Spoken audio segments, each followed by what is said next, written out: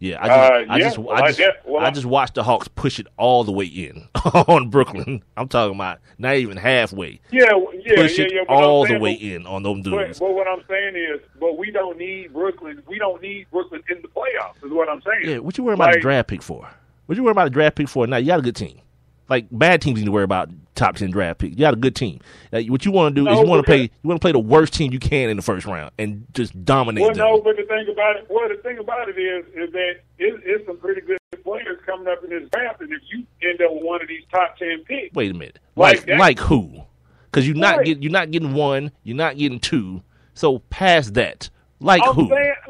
I'm saying technically, you don't know who you getting until those balls fall. It ain't like that. No, I'm talking about what you just said. You said there's some good players in this draft. Okay, so if the Falcons fall in that the Hawks fall in that top 10, who would you like to see them get? Because I only know of 1 and 2. To be totally honest with you, there's 1 and 2, possibly the point guard from Ohio State. I hear everyone talking about, but you got 2 point guards here. So past that, where are we at? We got Decker, who's going to go in the top 10, right? Goodbye. What? Stop recording immediately. No one wants to see Brooklyn to get Sam Decker. There's nothing game changing about that. I'm saying we don't have to move up to get him. I'm saying all we need is Brooklyn not to make it to the playoffs, and we end up with their top 10 pick. Okay, since you're a part of the organization, then it's up to the lottery at that point. No, I'm going to ask you this question. I'm going to ask you a very simple question. What is more important, having a great showing in the first round of the NBA playoffs, or getting some unknown commodity in the top 10 of next year's draft? Which one's more important? Because Indiana's going to be a way tougher out, dude. It's going to be a way tougher out than that New Jersey team or that Brooklyn team. I think the Hawks are going to make it out of the first round regardless of who they play, Brooklyn or Indiana. So I'm just saying, why not cheer for Brooklyn not to make the playoffs, so then you can end up with a good draft pick, and then you play Indiana. And like I said, I'm thinking that they're going to make it out the first round anyway. Because if you're the Hawks, you want to get out of the first round as easily as possible. You don't want no 7-game series. Too much can happen. The more basketball you play, the more bad things can happen. You want to get a 4-5 game series, rest your dudes, and move on. The last thing you want, especially, is to give a team that's been hot in the second half any glimmer of hope. Because the next thing you do, you're looking at a game 7 in which now these dudes are thinking upsets. Nah, you definitely don't want that move. You definitely don't even want that. The mere thought of that happening is frightful enough. Again, damn a top 10 pick, because you're not getting, if you're not getting Okafor and you're not getting Karl Anthony Towns, yeah, everyone else, I'm good on you. Cool, whatever. Maybe the Winslow kid from Duke is going to be something in the league. All right, but then you're still talking about 3. Realistically, even if Brooklyn barely misses the playoffs, you're still talking about something around, 10, 11, 12? Yeah. No, because they'll be in the lottery. How so? So that's 1 through 10. That's 1 it's through 10, right? Rob, it's going to be more than 10 teams. It's going to be more than 10 teams that, listen to what I'm saying. You don't even have to look. It's going to be more than 10 teams that miss the playoffs, my man. You understand? It's not just 10 teams that's going to be out. But it goes by the record. Hold on, let me look at the record. Go ahead and say what you're saying. You still don't understand what I'm saying. At best, you're going to get a 10. You're going to get a pick at 10. What are you getting at 10? What are you getting at 10 that's going to make more difference than you dominating this team for 5 games and moving on to the second round, rested to play whoever it is next? Yeah, I'm good. Well, all I'm saying is that technically, that based on what I'm saying, me thinking that they're going to get out of the first round against Indiana or Brooklyn, if Brooklyn don't make the playoffs, I mean, you get your cake and eat it too. No, right? There's a bigger picture involved. This is what I'm always talking about, Atlanta fans. There's a bigger picture involved. It's not about just getting on. I just said it. The more basketball you play, the more chances for bad things to happen. The more chances for somebody to fall on the shoulder or twist an ankle. You don't want to let no bum ass team take away your opportunity in the next round. That's the last thing you want. The last thing you want is this big dumb idiot. What's his name? Roy Hibbert to fall on Al Horford or something and break his other clavicle. Well, but one of the two that he's already broke. Then what? No, that's the last thing you want. You want to get done with the bum-ass teams as fast as possible and move on to somebody better. Nah, I'm not trying to see. Like, this Indiana team, they got Paul George back now. George Hill's been playing at a very nice level of basketball. You do not want to play around with this team. Not saying that the Hawks won't beat them. Not saying that. But the last thing you want is 6 and 7 games of that, especially that brand of basketball. Like, you saw that team last year. It ain't that different. I know. The coach is still the same. It ain't that different. It's going to be physical basketball being played. Yeah, give me that powder puff ass group in New Jersey or in Brooklyn any day of the week. Damn, the draft pick. If it ain't 1 through 5, miss me. I'm good. Because if it's 10, it might as well be 20. That's the way I look at the NBA draft. I mean, okay. I'm looking at it from a couple standpoints, and I see what you're saying. Like, the goal for this year should be to get through the playoffs as easy as possible to try to get to the Eastern Conference Championship. I get that wholeheartedly, right? But it's just like with the whole this whole trade thing. Like, you know, when Danny Ferry traded Joe Johnson to Brooklyn, right? Like, we got all those players. None of those players are even on the Hawks team. So it's like last year we were supposed to get that 2014 draft pick, but as I mentioned last week, they traded that with Kevin Garnett and Paul Pierce. And so it's like if they don't get anything out of it this year, it's just like all they did was just basically freed up money.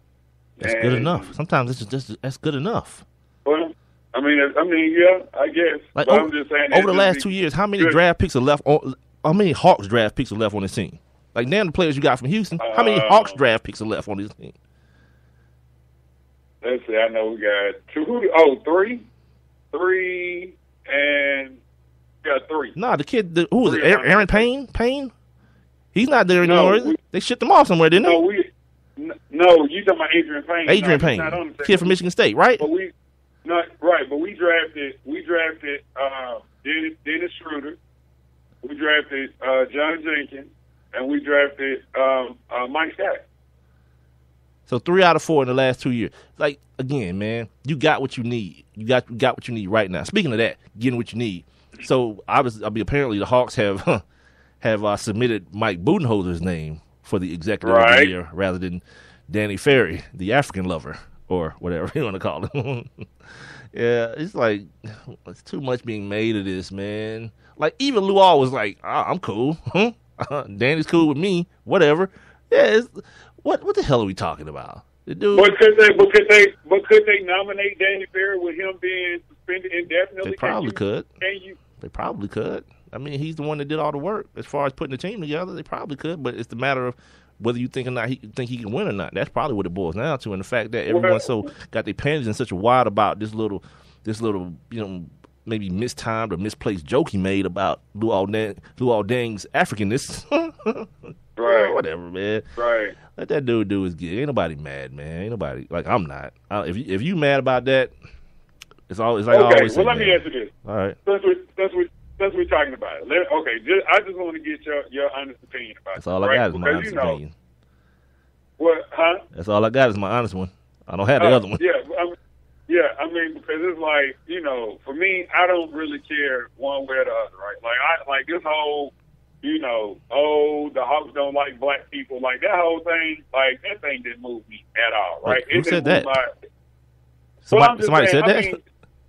Well, no, you know what I mean. Just the whole scandal where you had Bruce Levinson coming out self-reporting, and then it followed with this Danny Ferry thing, and then they started talking about the white people being afraid of the Black Hawks fans, and again, that never moved my meter because, at one point before I became quote unquote the media, I spent a lot of time at the Andy Phillips Arena just as a fan ticket.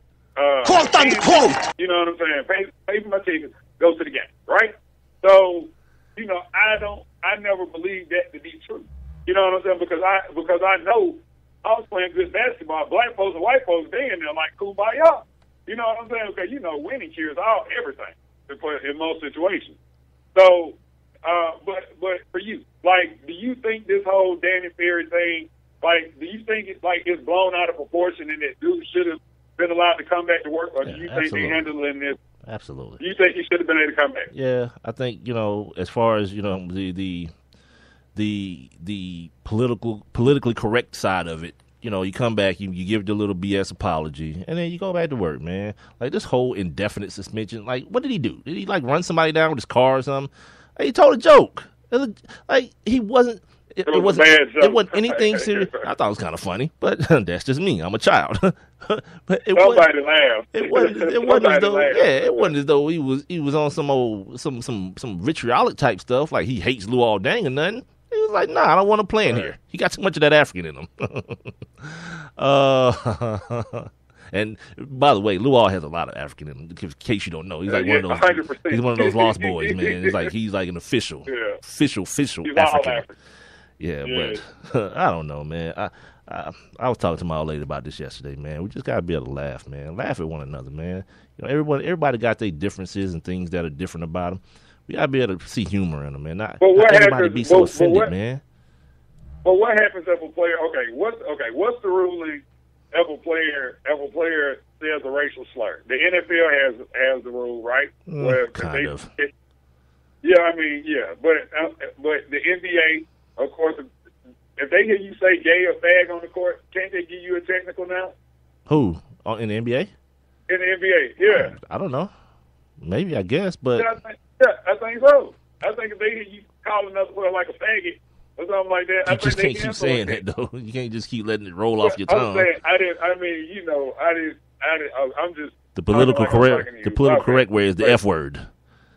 The F word, right? Yes. I'm sorry. Jesus, no. I'm sorry. This internet thing is going to your head. Just gonna start dropping F-bombs here in a minute, and I just realized, that's the difference now. Yeah, see, there's the F word and the F-bomb. Okay, see, I just said it. I said it out loud, and I heard it. I was like, I see the difference now. All right, go ahead. Yeah, the F word and the F-bomb. Right. Don't do either one of them again. But I mean, like I said, I don't know, man. It's one of those things where I get what they were trying to do. I mean, but I think it kind of went overboard because you start having like all of these,